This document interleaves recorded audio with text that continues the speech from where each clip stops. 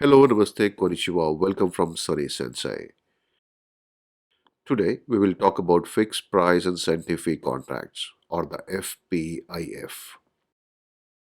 In fixed price incentive fee contracts, the seller and the buyer agree upon the target cost, the target profit, and the target price. Target cost plus target profit equals target price. Sounds similar to firm fixed price contracts? Well, the similarity ends here. In FPIF, the contract also defines certain criteria based on which the performance of the seller is evaluated at the end of the project. These criteria are referred to as incentives. If these are not met, seller faces a penalty. Penalty is a negative incentive and makes the actual profit less than the target profit. Seller's profit takes a hit. If these criteria are met, seller gets an additional fee as an award. This is a positive incentive. Actual profit is clearly more than the target profit. Higher profit means buyer has to pay more, or the actual price is more than the target price.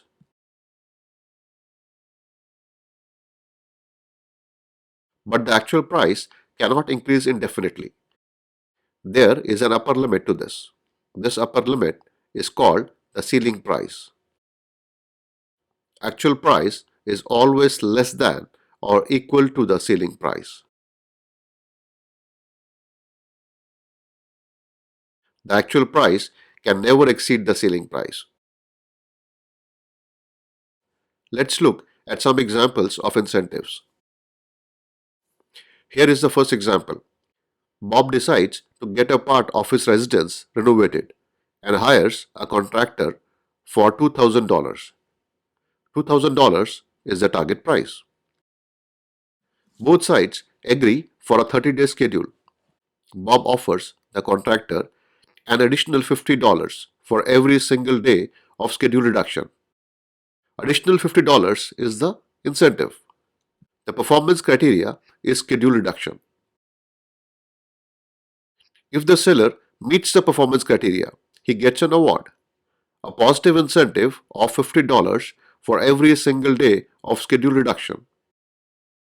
Let's continue reading the example. As an additional condition, the final price paid by Bob should not exceed $2,300. $2300 is the ceiling price here. Incentive can increase the price paid by the buyer, but it is not allowed to go beyond this ceiling price. The seller can get a maximum of $2,300. To understand this contract better, let's see how this criteria impacts the actual price that the buyer pays to the seller. If the project gets finished in 30 days, there is no incentive and the actual price is equal to the target price. The actual price is just $2,000. For 29 days, the seller saves 1 day of schedule and gets an award of $50. He makes 2000 plus 50, that is $2,050. If the project is completed in 28 days, the seller has reduced the schedule by 2 days, winning an award of $100 at a rate of $50 per day. Actual price will be $2100. What happens if the project is completed in 20 days, 10 days less than the planned schedule? If we consider $50 per day, the award is $500 and the price will be 2000 plus 500, that is $2,500. But we have a ceiling price of $2,300. The actual cost cannot be more than this number. The actual price is not 2,500. The buyer will pay the seller only $2,300, the ceiling price. Though we have only a positive incentive in this example, it is possible to also have an additional negative incentive that activates when the seller fails to deliver within the promised schedule of 30 days. Let's look at one more example. An automotive company decides to assign a software development activity to one of its suppliers. The contract is worth $100,000. Here, 100,000 is the target price. The supplier is allowed a maximum of 10 software bugs per million lines of code. This statement defines the primary quality requirement for the project. If the supplier is able to keep the bug count to not more than 5 bugs per million lines of code, an additional payment of $10,000 is made to the supplier. Here, bug count of not more than 5 bugs per million lines of code is the performance criteria. The additional payment of $10,000 is an incentive. The primary requirement is to have the bug count not more than 10. But to win the incentive, the seller has to meet the target of not more than 5 bugs per million lines of code. This incentive is designed to motivate the supplier to meet this tougher than usual quality requirement. Here is another example of FPIF where the incentives are designed to target the project cost. An FPIF contract mentions a target cost of $100 and a target profit of $15. The share ratio is 60 to 40 and the selling price is $130. What will be the profit for the seller if the actual cost is $110? Before we proceed, let me explain the term share ratio. In this example, the actual cost is not equal to the target cost. We represent this gap as cost variance, given as target cost minus the actual cost. The target cost is 100 and the actual cost is 110. Therefore, the cost variance is 100 minus 110, that is minus 10. Cost variance is the risk associated with cost estimates and is divided between the buyer and the seller. How do we distribute the risk? Share ratio is the answer. Share ratio is the ratio of buyer's share of risk to seller's share of risk. In our example, the ratio is 60 to 40. This means that the buyer bears 60% of the risk and the seller bears 40% of the risk. For our cost variance of minus 10, the buyer's share of risk is 60% of minus 10, that is minus $6. Similarly, the seller's share of risk in dollar terms is minus $4. The cost variance of minus 10 is divided between the buyer and the seller. Buyer gets minus 6 and the seller ends up with minus 4, a penalty or a negative incentive. It makes sense. The seller didn't manage the cost properly. The actual cost has gone above the target cost. Actual price equals the sum of actual cost and target profit, which is adjusted for seller's share of risk. In this example, the actual price comes out to be 110 plus 15 minus 4, that is $121. As 121 is less than the selling price, no further adjustment to price is needed. In FPIF, the actual price can never be more than the selling price. Finally, the actual profit can be calculated as actual price minus the actual cost. It is 121 minus 110, that is $11, and as expected is less than the target profit of $15. To better understand FPIF, let's look at how the actual profit and actual price change for different values of actual cost. Cost variance is simply the difference between target cost and actual cost. For actual cost of 90, the cost variance is 100 minus 90 or 10. For 95, we get 5. For actual cost of 145, we have a cost variance of minus 45. Let's populate the other cells under cost variance. Next, we have the seller's share of risk. Seller is partially responsible for cost variance. We can calculate the seller's share of risk in dollar terms as product of cost variance and seller's share of risk in percentage. In our example, seller's share in percentage is 40%. This comes from the second number in share ratio. For actual cost of 90, the cost variance is 10. Therefore, seller's share of risk in dollars is 10 multiplied by 40%, that is $4. Similarly, we can calculate the seller's share of risk for other scenarios too. Next is the actual price. It is equal to actual cost plus target profit plus the seller's share of risk. But the actual price can never be more than the selling price. If our calculations give us a result that is more than the selling price, the result becomes invalid and the actual price has to be reduced to the selling price. Effectively, we pick the minimum of these two choices. For actual cost equal to 90, the actual price will be 90 plus 15 plus 4, that is 109. As 109 is less than the selling price of 130, we pick 109.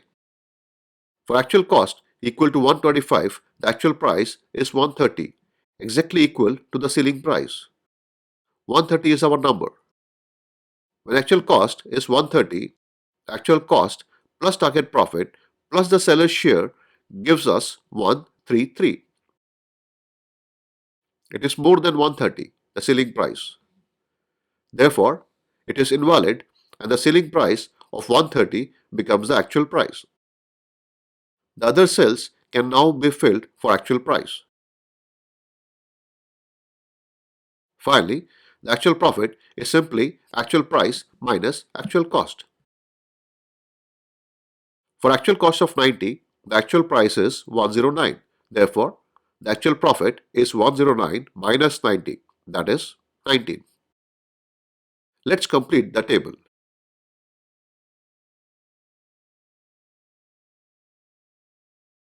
With this data, let's see how a plot of actual price and actual profit against actual cost will look like. We have two plots here. The top one has actual price on the y-axis against actual cost on x-axis. In the bottom plot, we have actual profit on the y-axis with actual cost on x-axis. A quick look tells us that these plots have two distinct regions. Region 1 to the left of actual cost of 125. Region 2 to the right of actual cost of 125. This demarcation happens at point of total assumption or the PTA. In our example, the PTA is $125. Let's look at region 1 first. When the actual cost matches the target cost of 100, the seller's actual profit will equal the target profit. The actual price will also be equal to the target price. In other words, the cost to the seller and the price paid by the buyer are aligned with the targets. As we move to the left of actual price of 100 to 95, the seller's profit increases. It rises to $17, 2 more than the target profit of $15. On the other hand, at actual cost of 95, the price declines to 112, 3 less than the target price of 115. The seller saved $5 on the cost. Out of these $5, seller gets 2 as additional profit and the buyer gets a benefit of 3 as reduced price. In other words, buyer secures 3 by 5 or 60% of the benefit, while the seller gets 2 by 5 or 40% of the benefit. This is as per the distribution of risk specified by the share ratio of 60 to 40. As we move towards the right of the actual cost of 100, the seller's profit declines and the price to the buyer increases. But the distribution of risks associated with the difference in actual and target cost is consistent with the share ratio of 60 to 40. This is until we reach the point of total assumption. In summary, for region 1, actual profit and actual price both change with change in actual cost. These are variable and thus indicate risk. Buyer is responsible for 60% of this risk and the seller is responsible for 40% of the risk. Share ratio of 60 to 40 is maintained. What happens when we move to the region 2, right of PTA? The actual price reaches the ceiling price and is held constant. Buyer bears no risk in this region. Let's look at seller's profit in region 2. When the actual cost moves from 125 to $140, the change in cost is 140 minus 125, that is plus $15. The change in profit is minus 10 minus 5, that is minus 15. $15 increase in cost results in $15 reduction in profit. It is evident that profit is not only changing with change in cost, but also that seller is 100% responsible for all changes in the cost. We can see that the share ratio in region 2 is 0 to 100. Finally, we notice that the profit for seller becomes 0 at actual cost of 130. This happens in FPIF when the actual cost equals the ceiling price.